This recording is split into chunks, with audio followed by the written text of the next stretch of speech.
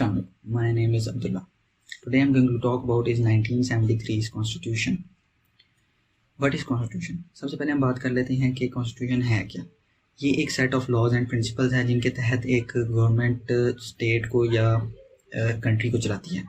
पाकिस्तान का अपना पहला जो कॉन्स्टिट्यूशन था वो 1956 में इम्प्लीमेंट कराया गया.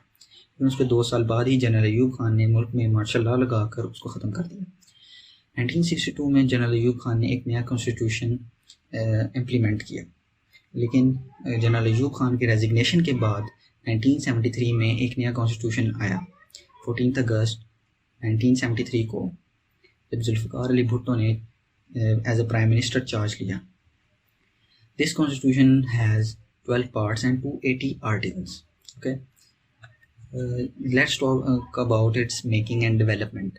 तो इसकी बनाने के लिए नेशनल असम्बली ने 25 मेंबरान की एक कमेटी बनाई 17 अप्रैल 1972 को, जो कि परमानेंट कॉन्स्टिट्यूशन बनाए पाकिस्तान के लिए. और उसके जो चेयरमैन ऑफ कमेटी इलेक्टेड हुए वो थे Mohammad Ali Kasuri. And the draft bill was signed on 20 October 1972. लेकिन ये जो था कॉन्स्टिट्यूशन ये इम्प्लीमेंट हुआ 14 अगस्त 1973 को, जब जुल्फ़िकार अली भुट्टो ने as a prime minister charge लिया. तो अब हम बात कर लेते हैं कि ये कॉन्स्टिट्यूशन किस चीज़ पे फोकस करता था. सबसे पहले ये फोकस करता है इस्लाम पे, रोल ऑफ इस्लाम. सेकंड चीज़ ये थी कि ये the sharing of power between federal and provincial government. The third one is जो रिस्पॉन्सिबिलिटीज़ थी प्राइम मिनिस्टर एंड प्रेसिडेंट की, उनकी डिवीज़न के बारे में. तो इस्लाम के बारे में क्या था. पाकिस्तान के लिए जो नाम था Islamic Republic of Pakistan was selected for Pakistan in 1973 constitution. Okay, उसके बाद पाकिस्तान का जो स्टेट का रिलीजन होता है उसके लिए इस्लाम को एज अ रिलीजन सेलेक्ट किया गया. अच्छा, उसके बाद हमने ज़कात और मसाजिद के निज़ाम को प्रॉपर एक ऑर्गेनाइजेशन बनाई जो इन मामलात को देखेगी. और जो पाकिस्तान का प्रेसिडेंट और प्राइम मिनिस्टर होगा वो सिर्फ एक मुसलमान हो सकता है. मुसलमान के अलावा किसी और मज़हब का जो होगा वो प्रेसिडेंट और प्राइम मिनिस्टर तो नहीं हो सकता. Okay, the next thing is rigidity and federal system. Okay, जो इसमें यह था कि जो कॉन्स्टिट्यूशन है वो कोई एक गवर्नमेंट वो अपनी मर्ज़ी से इसको चेंज नहीं कर सकती. उसको 2/3 मेजॉरिटी ऑफ बोथ हाउसेस चाहिए होंगे, उनकी मेजॉरिटी चाहिए होगी, तब वो इसमें कोई अमेंडमेंट कर सकते हैं. इस कॉन्स्टिट्यूशन में फेडरल सिस्टम की इंट्रोड्यूस कराया गया कंट्री में. द फेडरेशन जो थी वो कंसिस्ट करती थी central government and 4 provincial governments. Federal government जो थी वो हेड करता था, द प्रेसिडेंट उसको हेड करता था फेडरल गवर्नमेंट को. अच्छा, उसके बाद जो बात है उसके अंदर है इलेक्शन एंड फंडामेंटल राइट्स.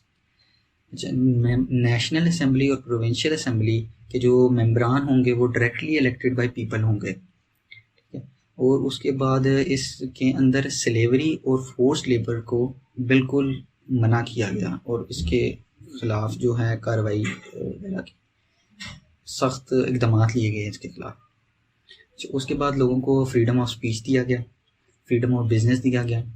लोगों को ये राइट दिया गया कि वो पाकिस्तान में प्रॉपर्टी होल्ड कर सकते हैं, मतलब कि ओनर बन सकते हैं. अच्छा, तो आज तक जो हमारे इस कॉन्स्टिट्यूशन में जो अमेंडमेंट्स हुई हैं वो टोटल जो हैं वो 34 हैं, जिनमें से चंद की हम बात करेंगे. तो फर्स्ट अमेंडमेंट जो थी इस कॉन्स्टिट्यूशन में वो हुई कि पाकिस्तान की जो बाउंड्रीज थी उनको रीडिफ़ाइन किया जाए. ठीक. उसके बाद जो सेकंड अमेंडमेंट हमें फेस करने को मिली वो थी कि अहमदिया और कादियानीज़ को नॉन मुस्लिम डिक्लेयर किया गया. जो 8th अमेंडमेंट थी उसके अंदर प्रेसिडेंट की पावर को इंक्रीज़ किया गया.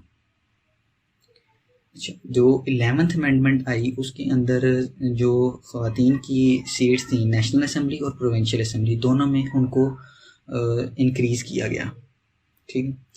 अच्छा, तो और 12th अमेंडमेंट ये थी कि हम कोर्ट जजेस की जो पेज हैं उनको इंक्रीज़ करें और जो कोर्ट्स बनाएं फॉर हीनियस क्राइम्स, मतलब बहुत बड़े जो जिनके गुनाह हैं या क्राइम्स हैं उनके लिए कोर्ट्स बनाएंगे. جو 13th امینڈمنٹ آئی ہمارے پاس وہ 8th امینڈمنٹ کے بالکل اپوزٹ تھی، کیونکہ اس کے اندر یہ ہوا کہ پریزیڈنٹ کی پاور کو ریڈیوس کیا گیا۔ اس کے بعد ہمیں 16th امینڈمنٹ جو ہے وہ فیس کی ہم نے کوٹا فار مائنورٹیز کے لیے کوٹا سسٹم کیا گیا۔ اس کے بعد 18th جو ہمارے پاس امینڈمنٹ آئی ہے اس کے اندر یہ تھا کہ پہلے جو تھا وہ پریزیڈنٹ ایک پارلیمنٹ کو یونیلیٹرلی ریموو کر سکتا تھا، اس کو ختم کر سکتا، لیکن 18th امینڈمنٹ کے بعد پریزیڈنٹ کے پاس یہ پاور نہیں رہی۔ اس کے بعد جو ہم بات کر رہے ہیں ریفارمز اینڈ جوڈیشل اپوائنٹمنٹس، اس کے اندر یہ ہے کہ جو جوڈیشری کی اپوائنٹمنٹ تھی، ججز کی اپوائنٹمنٹس تھیں، ان کو ریفارمیشن ان کی ہوئی، مطلب ان کی کوانٹٹی کتنی ممبران ہوں گے اس پہ ری تھنک کیا گیا۔ یہ ہماری تھی 19th امینڈمنٹ کے طور پہ۔ اس کے بعد 20th امینڈمنٹ یہ ہے کہ فری اینڈ فیئر الیکشنز ہوں گے، پیپل سلیکٹ کریں گے اپنے ان کو ممبران کو، اور بالکل ہی ٹرانسپیرنٹ الیکشنز ہونے چاہیے۔ اس کے بعد 21st ہم نے جو فیس کی، اس کے بعد امینڈمنٹ آئی وہ تھی speedy trials of martial military courts for terrorist, کہ ان کے ٹرائل جو ہوتے تھے وہ ان کو ذرا اسپیڈ اپ کیا جائے تاکہ اسپیڈ اپ ہوں اور جلدی سے ان کو سزائیں وغیرہ ہو سکیں۔ اس کے بعد 25ویں جو امینڈمنٹ تھی ہمارے پاس وہ تھی کہ FATA federal administrative tribal areas کو KPK کے ساتھ شامل کیا جائے۔ یہ تھی ہمارے پاس 25ویں امینڈمنٹ۔ تو اتنی سی امینڈمنٹس کی بات کی ہم نے۔